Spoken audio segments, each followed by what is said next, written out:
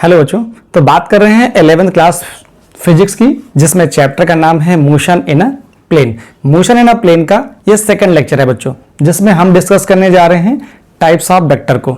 Types of vector को अच्छे से अंडरस्टैंड करेंगे, जिससे आगे के आने वाले जो वीडियोस होंगे उसमें आपकी बेटर अंडरस्टैंडिंग रहे। यहां पर मुझे बात करनी है आपके साथ 16 वेक्टर्स की। अब 16 तरह के वेक्टर्स होते हैं, होने के तो 2-4 और भी होंगे, लेकिन बेसिक जो वेक्टर्स हैं जिनमें आपको कमांड होना चाहिए वो यही वेक्टर्स हैं। इन वेक्टर्स में आपको ज्यादा फोकस करना है जीरो वेक्टर पर, एक्सियल वेक्टर पर, पोलर वेक्टर पर, ऑर्थोगोनल वेक्टर पर, यूनिट वेक्टर पर, पोजीशन वेक्टर पर और डिस्प्लेसमेंट वेक्टर पर। लेकिन यहां तक पहुंचने के लिए ये जो वेक्टर्स दिए गए हैं 1 to 9, पहले आपको इनको समझना होगा। मैं फिर कह रहा हूं, ये वेक्टर्स आपको याद नहीं करने हैं, मैं लिख भी दे रहा हूं यहां पे। ये वेक्टर आपको याद नहीं रखने हैं या नहीं करने हैं, केवल समझना है। क्या करना है? समझना है। और इस तरह से समझना है कि इसका इंपैक्ट आपको पता रहे। 11th क्लास की फिजिक्स में तो है ही, 12th क्लास की फिजिक्स में भी इसका इंपैक्ट रहेगा। 11th क्लास की फिजिक्स में पूरी मैकेनिक्स वेक्टर पे ही चलने वाली है। फ्लूइड मैकेनिक्स में भी पार्ट आएगा, वेव मोशन, वहां पर भी वेक्टर्स आपको देखने को मिलेंगे। ठीक है। और 12th क्लास की फिजिक्स में जब आप पढ़ रहे होंगे इलेक्ट्रोस्टैटिक, आप पढ़ रहे होंगे मैग्नेटिज्म, आप पढ़ रहे होंगे ईएम वेव्स, वहां पर भी आपको ये सब देखने को मिलने वाला है। ठीक है। ऑप्टिक्स में नहीं मिलेगा, न्यूक्लियर फिजिक्स में नहीं मिलेगा, लेकिन आप ओवरऑल देखेंगे तो आपको 10 चैप्टर मिल जाएंगे 11th क्लास के और 8 चैप्टर मिल जाएंगे 12th क्लास से, जहां पर वेक्टर ही वेक्टर है। आपको वेक्टर को अच्छी तरीके से समझना है, उसकी अंडरस्टैंडिंग को बेटर करना है। तो बेटर कैसे होगा? 1 by 1 आपको वेक्टर के 5-6 लेक्चर आएंगे, उन्हीं को बस देख लेना है। 2 चीजें और आपको समझनी है, डिफरेंशिएशन और इंटीग्रेशन। डिफरेंशिएशन इंटीग्रेशन हो जाए, वेक्टर हो जाए, आपका बेसिक हो गया। इतना ही वेक्टर है, इसलिए वेक्टर अलजेब्रा को अच्छे से समझना है। मैं बात करता हूं बच्चों पहला वेक्टर। पहला वेक्टर क्या होगा? फिर मैंने बोला है, यहां पे लिखा भी है, वेक्टर को सिर्फ आपको समझना है, उसकी अंडरस्टैंडिंग को देखना है कि कैसे कोई वेक्टर कब क्या इंपॉर्टेंस रख के आता है, और समझ जाएंगे तो याद भी हो जाएगा, वो बात की बात है। अभी पहले इक्वल वेक्टर्स को देखिए। पहला वेक्टर हमारे पास क्या है? Equal vector. इक्वल वेक्टर का मतलब क्या हुआ? डेफिनेशन आपसे कोई नहीं पूछेगा कि एक्सप्लेन इक्वल वेक्टर्स, तो नहीं पूछेगा। आपको पूछना यह है कि इक्वल वेक्टर आपको समझ में आ रहा है? What is equal vector? Equal vector का मतलब होता है ऐसे 2 वेक्टर आपके पास हों जिनका मैग्नीट्यूड, क्योंकि वेक्टर के बारे में आपको पता है, वेक्टर कैन बी रिप्रेजेंटेड या vector is represented by arrow head या लाइन सेगमेंट। ये कैसा है? एक एरो हेड है। इसको मैं क्या बोल रहा हूं? ये हमारे पास एक एरो हेड है, ये हमारे पास एक वेक्टर है। अब कह रहे हैं इक्वल वेक्टर। इक्वल वेक्टर का मतलब वेक्टर ए के जैसा ही कोई वेक्टर और बना दो जिसका मैग्नीट्यूड वेक्टर ए के जैसा हो, तो आप बोलोगे कि वेक्टर ए और वेक्टर बी का मैग्नीट्यूड क्या है? सेम है, और डायरेक्शन भी सेम है। तो ये दोनों वेक्टर कैसे हुए? ये हो जाएंगे equal vectors. If 2 vectors are equal in magnitude and same direction and both are in same direction, then these 2 vectors are called equal vectors. फिर देखिए, फिर से मैं कह रहा हूं, if 2 vectors are equal in magnitude and same in direction, then these 2 vectors are called equal vector. magnitude same है, direction same है, दोनों का एरो हेड देख लीजिए, सेम आ गया, इक्वल वेक्टर्स हो गए। वेक्टर्स में कुछ नहीं है, सिर्फ समझते चलिए 1 by 1। अनइक्वल वेक्टर्स देखिए क्या होता है? Unequal vectors, unequal vector. जब अनइक्वल वेक्टर की बात आएगी तो मैग्नीट्यूड में डिफरेंस कर दीजिए, और डायरेक्शन चाहे तो आप सेम रखिए, चाहे तो सेम ना रखिए, वो आपके ऊपर है। तो देखो, एक वेक्टर मैंने ए बनाया, दूसरा वेक्टर ये बनाया, ये है वेक्टर बी। दोनों का मैग्नीट्यूड सेम नहीं है तो कैसे हो गए? अनइक्वल वेक्टर हो गए। अब अनइक्वल वेक्टर, दोनों वेक्टर मैंने इधर बना दिए, दोनों वेक्टर आप इधर बना दीजिए। ठीक है, सिर्फ बात हो रही है अनइक्वल की, तो अनइक्वल बताना है। अब ये नहीं है, ये भी देखिए, ये वेक्टर ए है और ये वाला वेक्टर भी, ये वेक्टर बी है, दोनों वेक्टर का मैग्नीट्यूड अलग है। हम इसके अंदर नहीं जा रहे हैं कि दोनों वेक्टर कैसे हैं, एंटी पैरेलल वेक्टर्स हैं। ठीक है, वो आगे जाके पता चलेगा। अभी आप सिर्फ मैग्नीट्यूड देखिए, डायरेक्शन पे ना जाइए। अगर मैग्नीट्यूड देख रहे हैं तो दोनों का मैग्नीट्यूड अलग अलग है। ठीक है, अगर मैग्नीट्यूड अलग है, डायरेक्शन सेम हो तब भी वो इक्वल अनइक्वल वेक्टर्स हैं, डायरेक्शन अगर डिफरेंट है तब भी वो अनइक्वल वेक्टर्स होंगे। कंडीशन है दोनों का मैग्नीट्यूड अलग अलग हो। if two vectors has different magnitude, direction may be same or direction may be different, opposite to each other हो या पैरेलल टू ईच अदर हो, लेकिन मैग्नीट्यूड अगर अलग अलग है तो वो अनइक्वल वेक्टर्स होंगे। ये बात आ गई। तीसरी बात समझिए बच्चों, तीसरे में कहा जा रहा है पैरेलल वेक्टर्स। पैरेलल वेक्टर्स, अब पैरेलल वेक्टर की बात करोगे तो पैरेलल का मतलब है यहां दोनों भी पैरेलल हैं, यहां भी दोनों पैरेलल हैं। मैग्नीट्यूड से मतलब नहीं होता है पैरेलल वेक्टर में। पैरेलल वेक्टर में क्या होता है, दो वेक्टर ए और बी, दोनों का मैग्नीट्यूड सेम भी हो सकता है वेक्टर ए का मैग्नीट्यूड ज्यादा हो और वेक्टर बी का मैग्नीट्यूड कम भी हो सकता है। तो ये दोनों कैसे वेक्टर हो गए, ये वाला वेक्टर, ये वेक्टर, दोनों हो गए पैरेलल वेक्टर्स। अब मैं बात करता हूं एंटी पैरेलल वेक्टर्स की। Anti parallel vector, anti parallel vector क्या होते हैं? एंटी पैरेलल की बात करोगे तो एंटी पैरेलल, सिर्फ पैरेलल की बात हो रही, मैग्नीट्यूड की बात नहीं हो रही।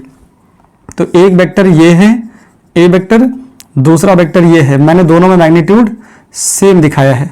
और यहां पर देखो, ये वेक्टर ए और ये वेक्टर बी, यहां पर मैंने मैग्नीट्यूड कम कर दिया। तो वेक्टर ए का जो मैग्नीट्यूड है वो वेक्टर बी के मैग्नीट्यूड के इक्वल है यहां पर, और यहां पर इक्वल नहीं है। इसका मतलब मैग्नीट्यूड इक्वल हो या ना हो इसका फर्क नहीं पड़ता।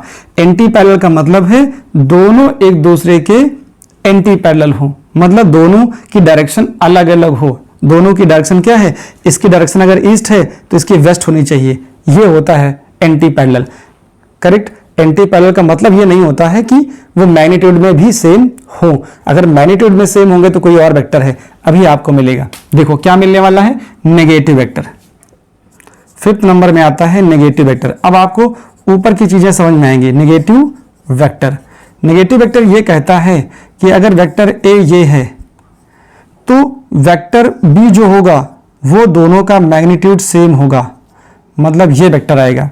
तो यहां पर बी वेक्टर ना कह करके हम इसको ये बोल दें कि क्या, ये नेगेटिव ऑफ वेक्टर ए, तो ज्यादा समझ में आएगा। वेक्टर ए ये है, इस वेक्टर का नेगेटिव वेक्टर ये है, मतलब क्या, मैंने डायरेक्शन को चेंज कर दिया। अब आपको समझ में आ गया होगा कि यहां मैग्नीट्यूड दोनों का सेम है, केवल डायरेक्शन अलग अलग है। ए वेक्टर का मैग्नीट्यूड और माइनस ए वेक्टर का मैग्नीट्यूड क्या होता है, सेम होता है। अगर मैग्नीट्यूड सेम, दोनों का मैग्नीट्यूड सेम नहीं हुआ तो फिर ये पैरेलल वेक्टर की कंडीशन में आ जाएंगे, पैरेलल वेक्टर की कंडीशन पे आ जाएंगे। ठीक है, लेकिन मैग्नीट्यूड सेम कर दिया तब ये नेगेटिव वेक्टर में भी आ जाएगा। जैसे यहां देख रहे थे, ये वेक्टर दोनों एक दूसरे के क्या हैं, एंटी पैरेलल हैं, एंटी पैरेलल हैं। और दूसरे पर्सपेक्टिव से देखिए तो क्या है, जो बी वेक्टर है वो ए वेक्टर के मैग्नीट्यूड के इक्वल है। इसका मतलब जो बी वेक्टर है वो वेक्टर ए का नेगेटिव वेक्टर भी तो है। समझ में आ रही बच्चों बात? मैं ये कह रहा हूं कि पैरेलल वेक्टर समझ में आया, पैरेलल वेक्टर समझ में आया, डायरेक्शन पलट दी तो एंटी पैरेलल वेक्टर हो गया। ये कैसे हो गया, एंटी पैरेलल हो गए। अब मैं बात कर रहा था नेगेटिव वेक्टर की, तो जितना वेक्टर ए का मैग्नीट्यूड हो अगर उसी पे नेगेटिव लगा दिया जाए तो इसकी जो डायरेक्शन इधर है वो इधर आ जाएगी। इसका मतलब ये दोनों वेक्टर कैसे हो गए, नेगेटिव वेक्टर्स। मतलब इस वेक्टर का ये नेगेटिव वेक्टर है, मुझे दोनों की भी बात करनी है। इस वेक्टर का ये नेगेटिव वेक्टर है, नेगेटिव वेक्टर में सिर्फ डायरेक्शन चेंज रहती है, मैग्नीट्यूड सेम रहता है। फिर मैं बात करता हूं कोलीनियर वेक्टर की। किसकी बात करता हूं, कोलीनियर की। 6 नंबर, कोलीनियर वेक्टर। अब जो कोलीनियर वेक्टर होते हैं, अब लीनियर तो ऐसे भी हो सकता है, जैसे ये वेक्टर है, एक ये वेक्टर है, एक ये वेक्टर है। ये कैसे वेक्टर हैं, कोलीनियर वेक्टर्स हैं। ये वेक्टर ए है, ये वेक्टर बी है, ये वेक्टर सी है, ऐसे दिखाइए। या फिर आप ऐसे दिखा दीजिए, ये वेक्टर ए है, ये वेक्टर बी है। ये क्या है? ये कोलिनियर वेक्टर्स में काउंट होते हैं। अब कोलिनियर में जरूरी नहीं है कि सब ऐसे ही अरेंज हो सकता है कि ये वेक्टर दिखे, जैसे एक वेक्टर का हेड ये है, दूसरे वेक्टर का हेड ये है, ये दोनों ऐसे भी अरेंज हो सकते हैं, तो ये कोलिनियर वेक्टर हो गए। हो सकता है कि ये टेल है इस वेक्टर का, ये हेड है, और ये होता हेड होता तो हेड और टेल जोड़ देते, तभी एक कोलिनियर वेक्टर हो जाते। वही चीज यहां पर है। कोलिनियर वेक्टर कैसे होंगे? या तो हेड टू हेड होंगे या फिर हेड टेल से कनेक्ट होंगे। ये बच्चों हो जाता है कोलिनियर। यहीं पे बात कर लेता हूं, को इनिशियल वेक्टर की बात कर लेता हूं। पहले इसका स्क्रीनशॉट ले लीजिए, फिर मैं बात करता हूं 7 नंबर की। ठीक है, ले लिया। चलिए 7 नंबर वेक्टर की बात करिए। को इनिशियल वेक्टर, ऐसे वेक्टर जिनका इनिशियल पॉइंट सेम हो। क्या हो? 7 नंबर को इनिशियल वेक्टर। अब को इनिशियल वेक्टर का मतलब ये हो जाता है, यहीं से वेक्टर ये निकला, यहीं से वेक्टर ये निकला, यहीं से वेक्टर ये निकला, यहीं से ये वेक्टर ये निकला। मतलब सारे वेक्टर्स का क्या हो? इनिशियल पॉइंट सेम हो। कैसा हो? इनिशियल पॉइंट सेम हो। ए vector, B vector, C vector और D vector. If initial point of all the vector is same. If the initial point मतलब सारे वेक्टर का टेल क्या हो? एक ही पॉइंट पे हो, ऐसा बोल सकते हो। If the tail of all the vectors at a single point, ऐसा बोल सकते हो कि ऑल द ये सारे वेक्टर्स का जो टेल है वो एक ही पॉइंट पे एग्जिस्ट कर रहा है। तो यहां बोला जाता है if the initial point of all the vector is eight a single point, तो उसको बोलते हैं को इनिशियल वेक्टर। कुछ लिखने की जरूरत नहीं है, आपको समझ में आ रहा है। अगर सारे वेक्टर का टेल एक ही पॉइंट पे हो तो वो कैसे हैं? को इनिशियल वेक्टर। फिर बात करता हूं कोप्लेनर की। किसकी बात करता हूं? कोप्लेनर वेक्टर की। कोप्लेनर वेक्टर, प्लेनर का मतलब होता है प्लेन। जैसे यहां मैं बात करूं, ये बोर्ड एक प्लेन है। इस बोर्ड के प्लेन में देखो ये दोनों वेक्टर हैं, वेक्टर ए भी है, वेक्टर बी भी है। ये दोनों वेक्टर कैसे हैं? कोप्लेनर वेक्टर हैं। अगर मैं ऐसे बात करूं, ए वेक्टर मेरे पास ये है, ए वेक्टर ये है, और ये वेक्टर ऐसे मैंने बना दिया, तो ये ए वेक्टर, ये बी वेक्टर, ये सी वेक्टर। ये मत समझना कि ये बाहर है, नहीं, ये बोर्ड के प्लेन में है। कैसे बोर्ड के प्लेन में है? जैसे मैं आपको बताऊं, ये ऐसे है बोर्ड के प्लेन में। दो वेक्टर ऐसे हो गए, ये वेक्टर ए, ये वेक्टर बी, और ये वाला वेक्टर ऐसे है। समझ में आया? ये तीनों वेक्टर बोर्ड के प्लेन में है। हम वो कहीं भी शिफ्ट कर सकते हैं, ऐसे उठा के यहां भी कर दें या ऐसे उठा के यहां भी कर दें। अब दो वेक्टर होते तो दो वेक्टर ऐसे हैं। अगर कोई वेक्टर ऐसे हो जाए, बाहर आने लगे, ए वेक्टर बाहर आने लगे, तो वो वेक्टर कोप्लेनर वेक्टर नहीं होगा। वो कैसा हो जाएगा? फिर नॉन कोप्लेनर वेक्टर हो जाएगा। तो आपको समझ में आया कि अगर तीनों वेक्टर इस बोर्ड के प्लेन में आ जाएं तब वो कोप्लेनर हैं। अगर कोई भी वेक्टर, मान लो जैसे ये वेक्टर कैसा है, ये बोर्ड के प्लेन में है, टच कर रहा है, ये बोर्ड के प्लेन को टच नहीं कर रहा, ऐसे में बनाऊं, ये बोर्ड के प्लेन को टच करने लगे, तो इसका मतलब क्या होगा? जो टच करेगा बोर्ड के प्लेन में वो बोर्ड के प्लेन में होगा तो प्लेनर वेक्टर होगा, जो उसके परपेंडिकुलर होगा वो कोप्लेनर नहीं होगा। इतनी बात समझ में आ गई? तो यहाँ पे ए बी सी कैसे हैं? कोप्लेनर हैं, क्योंकि ये तीनों बोर्ड को टच कर रहे हैं। अगर इनमें से कोई भी एक बाहर आ जाए फिर वो कोप्लेनर नहीं होगा। जो टच करेंगे वो कोप्लेनर होंगे, जो नहीं टच करेंगे कोप्लेनर नहीं होंगे। तो मतलब ये आया, तीन वेक्टर कोप्लेनर हो सकते हैं या तीन से ज्यादा भी कोप्लेनर हो सकते हैं, लेकिन ऐसा कोई जरूरी नहीं है कि तीनों हमेशा ही कोप्लेनर होंगे। भाई जो बाहर होगा वो नहीं होगा। चलिए, कोप्लेनर तक बात हो गई हमारी। अब नॉन कोप्लेनर में आ जाइए। नॉन कोप्लेनर का मतलब होता है नॉन कोप्लेनर।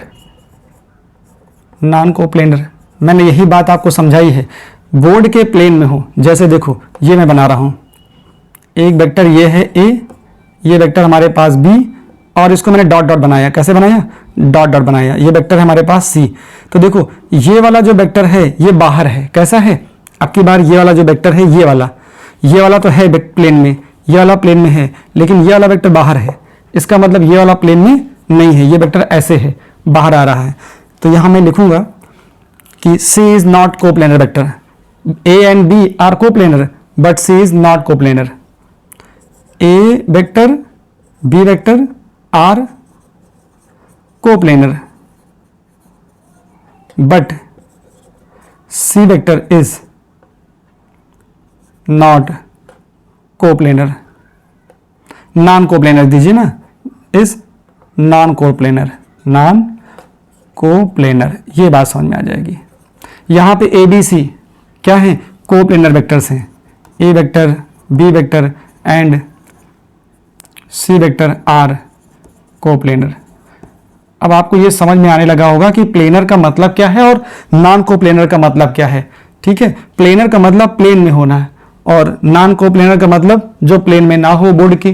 को इनिशियल का मतलब सारे वेक्टर का अगर इनिशियल पॉइंट सेम है, इस वेक्टर का, इस वेक्टर का, इस वेक्टर का, तो इसका मतलब है सारे वेक्टर कैसे हैं, को इनिशियल वेक्टर हैं, एक ही पॉइंट से स्टार्ट हो रहे हैं। अब बात करनी है बच्चों जीरो वेक्टर की, स्क्रीनशॉट लीजिए, फिर जीरो वेक्टर की बात की जाए। जीरो वेक्टर, जीरो वेक्टर क्या होता है, ऐसा वेक्टर जिसका मैग्नीट्यूड क्या हो, जीरो हो, और इसकी जरूरत क्यों है वो भी आपको समझना है। What is the need of zero vector. अब बात करी जाएगी जीरो वेक्टर 10 नंबर, जीरो या फिर नल वेक्टर। जीरो वेक्टर या null vector, a vector whose magnitude is zero, क्या हो जाए, जीरो, कॉल्ड जीरो वेक्टर, उसको आप बोलते हो जीरो वेक्टर बोल देते हो। चलो, अब जीरो वेक्टर होता है तो कैसे लिखा जाता है, जीरो वेक्टर को वेक्टर लगा के रखा जाता है, इसको ऐसे लिखा जाता है, जीरो वेक्टर को जीरो लेकर के ऊपर वेक्टर लगाते हैं। जैसे एग्जाम्पल में ये है, अगर कोई वेक्टर क्वांटिटी है, अगर आप उसको जीरो से मल्टीप्लाई कर दो, जीरो से मल्टीप्लाई करो, आंसर क्या आएगा, जीरो आएगा। ये लिखना गलत है, इसके ऊपर आपको क्या करना पड़ेगा, वेक्टर लगाना पड़ेगा।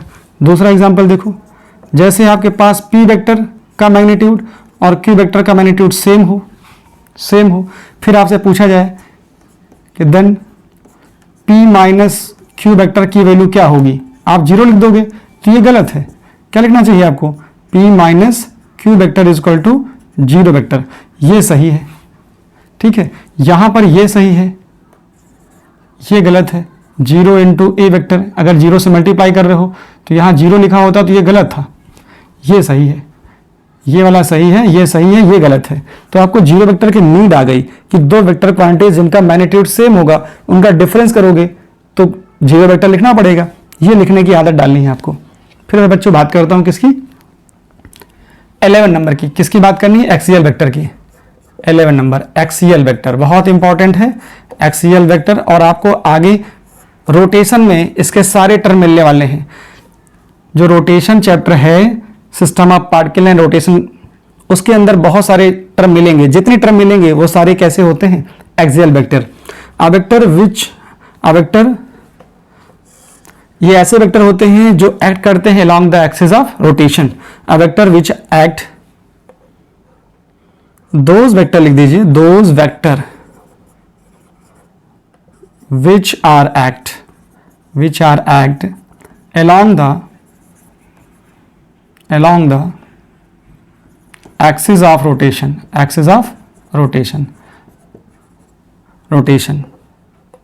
those vector which are act along the axis of rotation are called axial vector। क्या बोलते हैं उनको, axial vector बोलते हैं, axial vector बोलते हैं। एक्सियल वेक्टर कैसे, जैसे मैं आपको यहां दिखाऊं, देखो ये कुछ ऐसे टेबल बना दी मैंने, ऐसे बना दी, एक टेबल इधर ही बना के दिखाता हूं, देखो ऐसा कुछ। अब यहां पर मैंने एक सर्किल बना दिया, ऐसे बना दिया यहां पे। अब देखो यहां पर मैं दिखा रहा हूं क्लॉकवाइज, कैसे दिखा रहा हूं, एंटी क्लॉकवाइज, और यहां दिखाता हूं मैं क्लॉकवाइज, कैसे दिखा रहा हूं, क्लॉकवाइज। और ये मैंने बना दी एक्सिस, ये बना दिया ऐसे, यहां भी बना दी मैंने ऐसे। अब आपको देखना है कि जो एक्सियल वेक्टर्स होते हैं कौन कौन, पहले तो वो एग्जांपल लिख लो कौन कौन से होते हैं एक्सियल वेक्टर में। एक्सियल वेक्टर में एग्जांपल क्या आ जाएगा, कहां लिख दूं मैं, चलो एग्जांपल यहीं लिखता हूं। जैसे थीटा होता है, थीटा मतलब एंगुलर डिस्प्लेसमेंट, ओमेगा ये होता है एंगुलर वेलोसिटी, ठीक है, अल्फा ये होता है एंगुलर एक्सेलरेशन, ठीक है, ये सारे कैसे होते हैं, एटे से। ये जितने भी टर्म आएंगे, टॉर्क आएगा, देखो एक टॉर्क बहुत इंपॉर्टेंट है, टॉर्क भी लिख दीजिए, टाउ, ये होता है टॉर्क, टाउ होता है एटे से। ये सब एंगुलर पैरामीटर्स हैं। एंगुलर पैरामीटर्स की जो डायरेक्शंस होती है वो अलोंग द एक्सिस होती है। अब यहाँ देखो, अगर इधर का रोटेशन हो जाए, कैसे, अगर ऐसे रोटेशन होगा तो आप कैसे देखोगे, आप अपने थंब रूल से देखोगे, अगर ऐसे रोटेशन हो रहा है, कैसे, एंटी क्लॉकवाइज रोटेशन होगा तो ये बाहर आएगा थंब बाहर आने का मतलब क्या है कि जो पैरामीटर्स होंगे उनकी डायरेक्शन कहाँ होगी, ऊपर की तरफ होगी। तो यहाँ थीटा भी हो सकता है, यहाँ ओमेगा भी हो सकता है, यहाँ अल्फा भी हो सकता है, यहाँ टाउ भी हो सकता है, ऊपर की तरफ। तो नीचे वाले को डॉट डॉट कर दीजिए, आप क्या कर दीजिए, डॉट डॉट कर दीजिए। यहाँ पे देखो, यहाँ पे क्या होगा, ये हो रहा है क्लॉकवाइज। जब क्लॉकवाइज होगा तो थीटा की, अल्फा की, टाउ की, ओमेगा की डायरेक्शन कहाँ होगी, यहाँ पर नीचे की तरफ होगा। इसका मतलब ये पॉइंट हो गया हमारे पास को, अब की बार डायरेक्शन नीचे आएगी। तो नीचे जिसकी डायरेक्शन आएगी वो क्या हो सकता है, थीटा हो सकता है, ओमेगा हो सकता है, अल्फा हो सकता है, टाउ भी हो सकता है। ऊपर वाला क्या रहेगा, अब की बार ऊपर वाला डॉट डॉट रहेगा, इसको डॉट डॉट कर दीजिए। तो ये होती है डायरेक्शन, इसको बोलते हैं, ये होता है एक्सिस ऑफ रोटेशन। क्या होता है इसको, इसको बोलते हैं axis of rotation, axis of rotation, इसको भी बोलते हैं axis of rotation.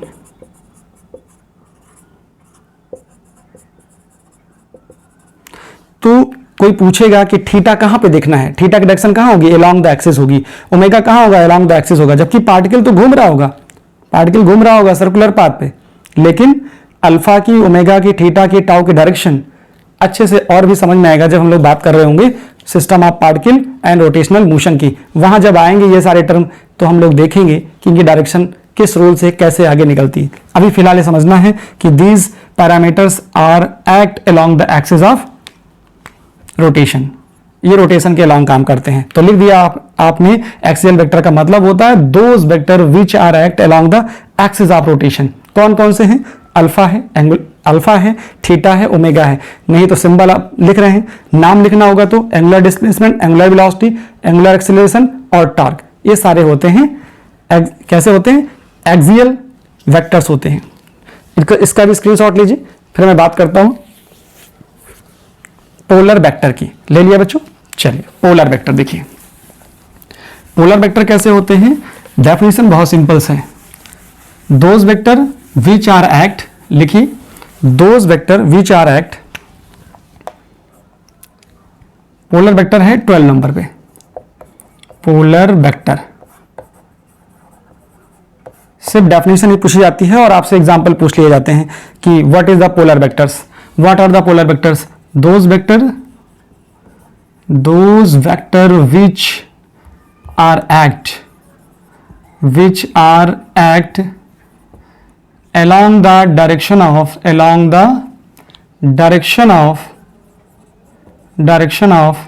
motion of body is are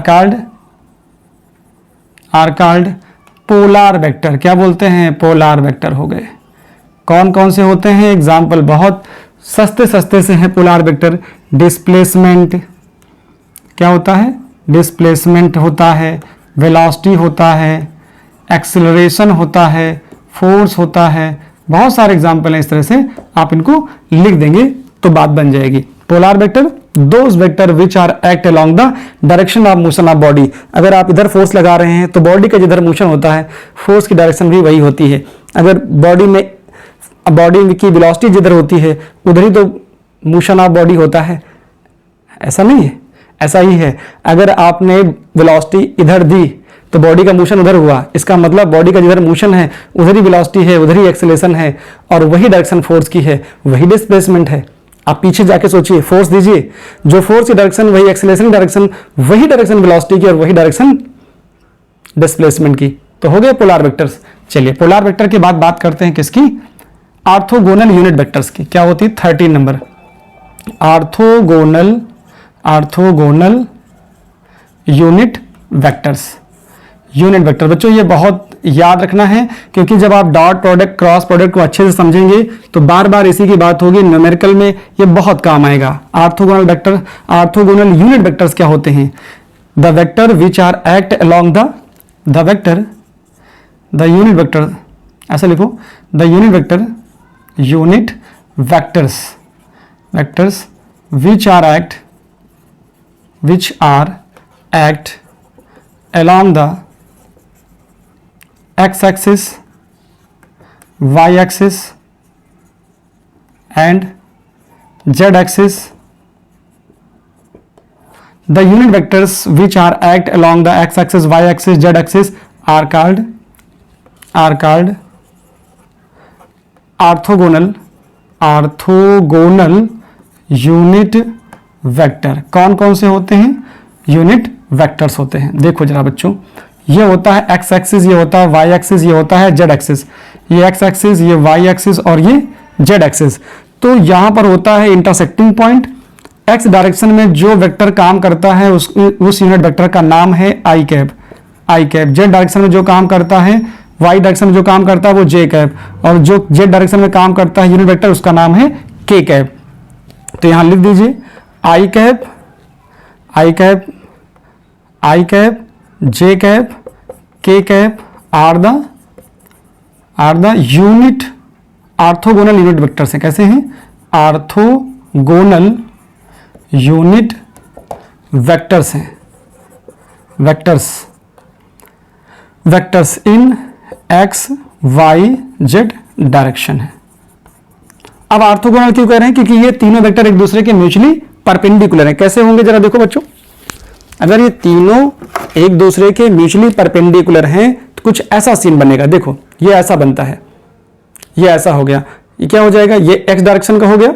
ऐसा देखिए, एक एक्स डायरेक्शन हो गया तो दूसरा वाई हो जाएगा, तीसरा हो जाएगा जेड। ये तीनों म्यूचुअली परपेंडिकुलर हैं, आई कैप, जे कैप और के कैप। इनका मैग्नीट्यूड कितना होता है? इनका मैग्नीट्यूड होता है 1, क्योंकि बोला जा रहा है ये है आई कैप, इसका मैग्नीट्यूड हो या फिर इसका मैग्नीट्यूड हो या फिर के कैप का मैग्नीट्यूड हो, सबका मैग्नीट्यूड कितना होता है? 1 होता है। यूनिट वेक्टर का मतलब ये है कि उसका मैग्नीट्यूड 1 होता है। इसका भी स्क्रीनशॉट लीजिए, फिर हम लोग बात करेंगे यूनिट वेक्टर्स की। बहुत इंपॉर्टेंट है, very very important unit vectors है। ले लिया बच्चों? चलिए लगाइए हेडिंग 14 नंबर यूनिट वेक्टर्स। इस पे आपको क्वेश्चन भी पूछा जाता है, वो भी मैं आपको सिखा देता हूं। Unit vectors 14 number unit vector. ये आइडिया हो गया आपको कि एक्स डायरेक्शन में यूनिट वेक्टर कौन होता है, वाई डायरेक्शन में कौन होता है, जेड में क्या होता है। बस अब देखो यूनिट वेक्टर्स। यूनिट वेक्टर का मतलब ये हुआ, सिंपली यहां आप ये कहोगे a vector whose magnitude is unity, a vector whose magnitude is unity is called unit vector and having specific direction। बस ये बताना है। कैसे बताना है अब सुनो। जैसा मैं आपसे बोल रहा हूं कि मेरे पास एक वेक्टर है। ये वेक्टर का मतलब कोई भी डिस्प्लेसमेंट हो, फोर्स हो, वेलोसिटी हो, ये सारे वेक्टर चीजें होती हैं। तो मैं एग्जांपल ले रहा हूं। कैसा? मैं एग्जांपल लेता हूं ये कि F इक्वल टू, लिखता हूं मैं फोर्स क्या है? एक vector quantity force. F equal to मैं लिख रहा हूं, F इक्वल टू मेरे पास है 10 न्यूटन और यहां लिखता हूं ड्यू ईस्ट। क्या लिखता हूं? Due east. अब इसको अगर वेक्टर फॉर्म में दिखाना है तो कैसे दिखाऊं?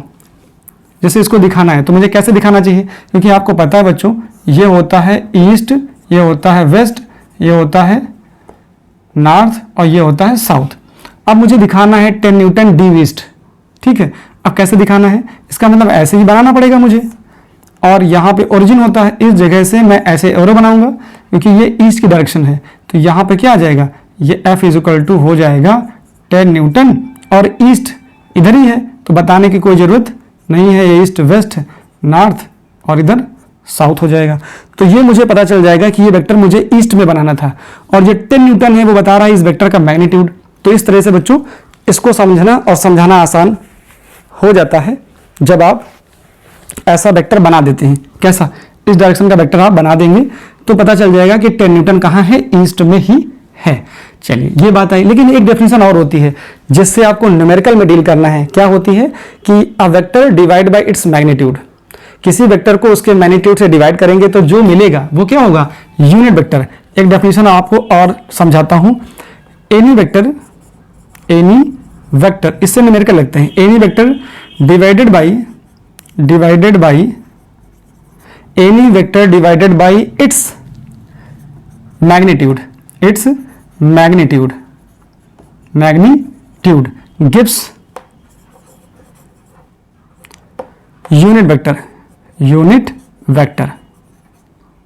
कैसे समझे, देखो 10 न्यूटन था ईस्ट, तो आप इसको 10 से डिवाइड कर दीजिए तो फोर्स क्या आएगा, 1 न्यूटन ईस्ट आ जाएगा। क्या आ जाएगा, 1 न्यूटन ईस्ट आ जाएगा। तो यही बोला जा रहा है, किसी भी वेक्टर को उसके मैग्नीट्यूड से डिवाइड कर दो तो आपको जो मिलेगा वो यूनिट वेक्टर मिलेगा। यूनिट वेक्टर जिसका मैग्नीट्यूड 1 हो। अगर 10 न्यूटन है, 10 से डिवाइड करोगे तो क्या आएगा, 1 न्यूटन आएगा।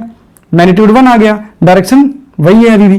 तो यहां देखो क्या मिला, जैसे मैं एग्जांपल कहूं आपसे कि vector A is equal to, बच्चों आपके पास ये है, क्या आपके पास 2i कैप है, क्या है 2i cap plus 3j cap है, और एक वेक्टर आपके पास vector A is equal to ये है, क्या है, एक एग्जांपल मैं इधर दे रहा हूं, i cap plus 2j cap plus 3k cap, एक वेक्टर ये है।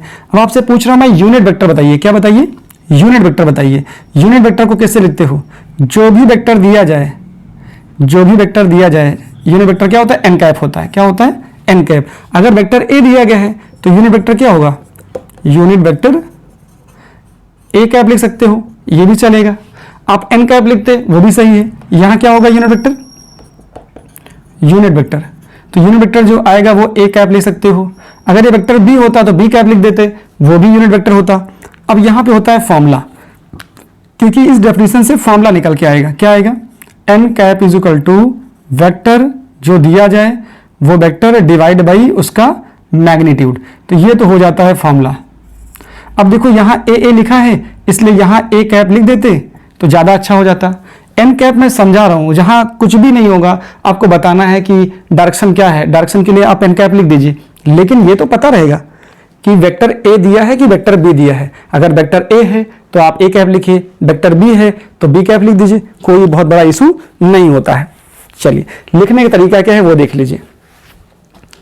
यहां पे कैसे करेंगे, सबसे पहले बच्चों क्या करिए, यहां पे पहले आप मैग्नीट्यूड निकालिए। कैसे मैग्नीट्यूड निकालते हैं, देखो वेक्टर ए का मैग्नीट्यूड निकालना है तो मैग्नीट्यूड ऐसे लिखिए या ऐसे लिखिए। क्या आता है, आई के आगे जो भी कुछ लिखा है उसका स्क्वायर कर दीजिए, 2 का स्क्वायर कर दिया, प्लस जे के आगे जो लिखा है उसका स्क्वायर कर दीजिए। तो कितना आ गया जाके, ये यहां पे इसके नीचे लिख दीजिए।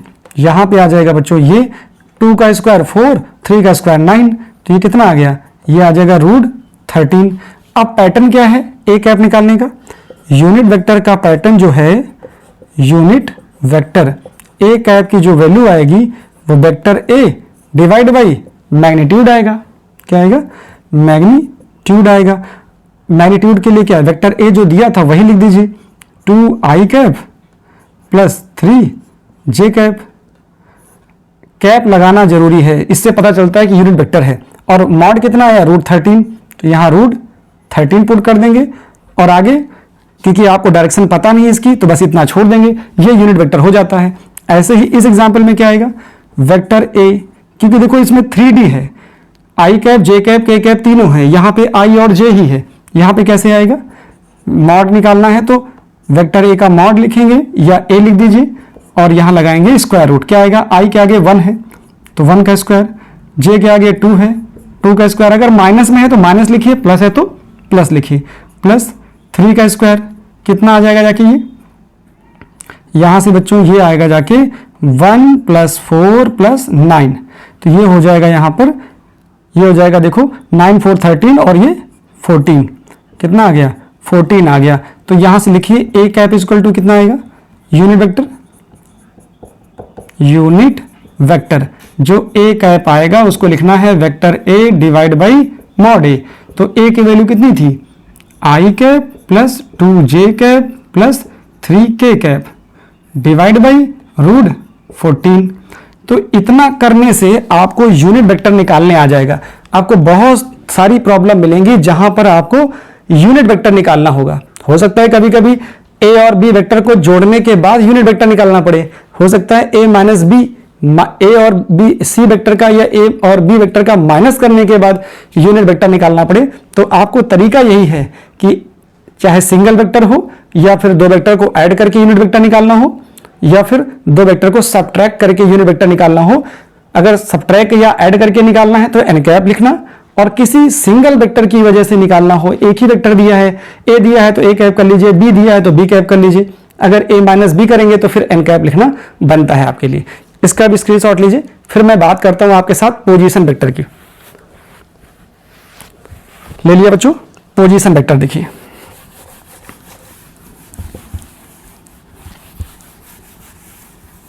पोजीशन वेक्टर, पोजीशन वेक्टर क्या होता है बच्चों? देखो 15 नंबर की बात हो रही है, एक वेक्टर और बचेगा, बस इस तरह से सारे वेक्टर आप पढ़ लोगे। Position vector, position vector, position vector क्या होता है? देखिए जैसे हमारे पास ये एक प्लेन है, क्या है? ये प्लेन है, ये एक्स एक्सिस है और ये वाई एक्सिस है। अगर मेरे पास यहां पे एक पॉइंट है P, मुझे इस पार्टिकल की पोजीशन चाहिए, तो क्या करना पड़ेगा? पहले देखो x में चलना पड़ेगा, फिर y में चलना पड़ेगा। इसका मतलब आपको क्या चाहिए? इस पार्टिकल के पास क्या होना चाहिए? x कंपोनेंट और y कंपोनेंट होना चाहिए। इस डायरेक्शन में जो i कैप है, इस डायरेक्शन में j कैप है, ठीक है, ये i cap j cap unit vector हैं। तो मुझे क्या करना पड़ता है? मुझे जिस पार्टिकल की जहां भी पोजीशन हो, ओरिजिन से उसकी तरफ एक वेक्टर ड्रा करना पड़ता है, ओरिजिन से एक वेक्टर ड्रा करना पड़ता है। तो ये जो वेक्टर आएगा उसी को बोलते हैं पोजीशन वेक्टर। अब ये जो पोजीशन वेक्टर आई है वो x है, ये y है। तो लिखने का तरीका क्या है? इसके लिखने का तरीका ये है बच्चों, जो पोजीशन वेक्टर किसका? Position vector of P, particle कौन सा है?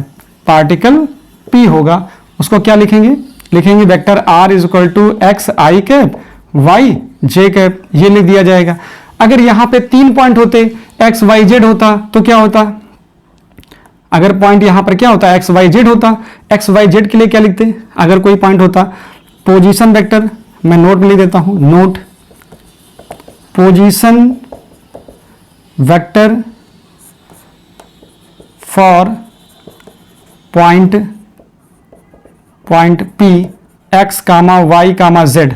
अगर ऐसा होता तो ये आता vector r is equal to X I cap Y J cap plus Z K cap आ जाता, ऐसा आ जाता। अब इसी में कोई माइनस होता तो माइनस भी हो जाता, उसका कोई बहुत बड़ा इशू नहीं है। डेफिनेशन लिख लीजिए बच्चों। डेफिनेशन क्या होती है? A vector drawn from origin to position of any moving particle. क्या हो जाएगा? A vector drawn from origin to position of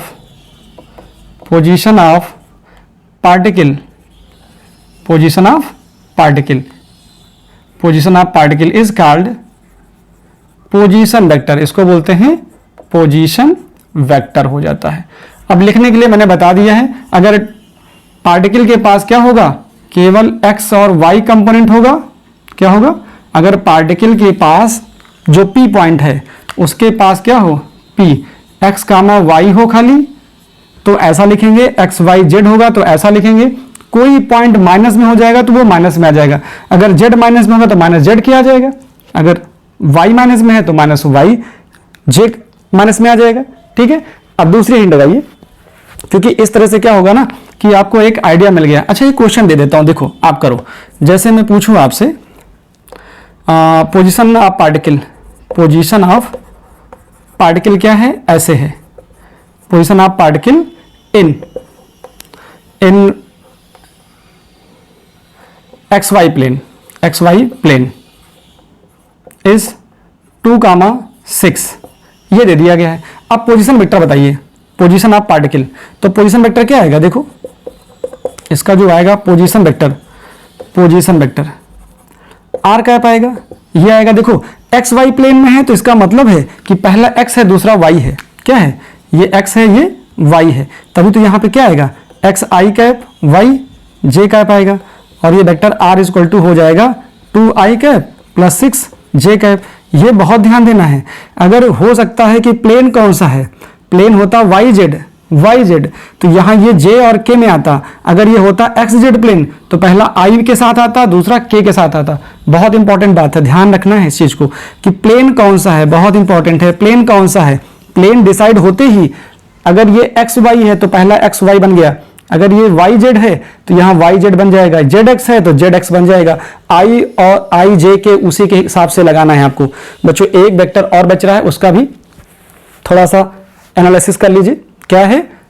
displacement vector. Displacement vector क्या होता है, पहले तो डेफिनेशन लिख लीजिए। Vector drawn from 16 number, displacement vector. Displacement vector क्या चीज है ये? देखो डिस्प्लेसमेंट का मतलब होता है मैं एक्स वाई प्लेन पे ही ले रहा हूं, ये एक्स एक्सिस है, ये वाई एक्सिस है। एक पार्टिकल की पोजीशन यहां पे है और दूसरे पार्टिकल की पोजीशन यहां पर है, तो ठीक है, पार्टिकल P1 से कहां चला गया, पार्टिकल P2 पे चला गया, तो पार्टिकल यहां से यहां चला गया। इसका मतलब यहां से जो यहां तक एक वेक्टर बनाते हैं उसी को बोलते हैं डिस्प्लेसमेंट वेक्टर। क्या है? पहला पार्टिकल था तो इसकी पोजीशन होगी r1 वेक्टर, दूसरा पार्टिकल यहां बैठा था तो ये हो गया r2 वेक्टर।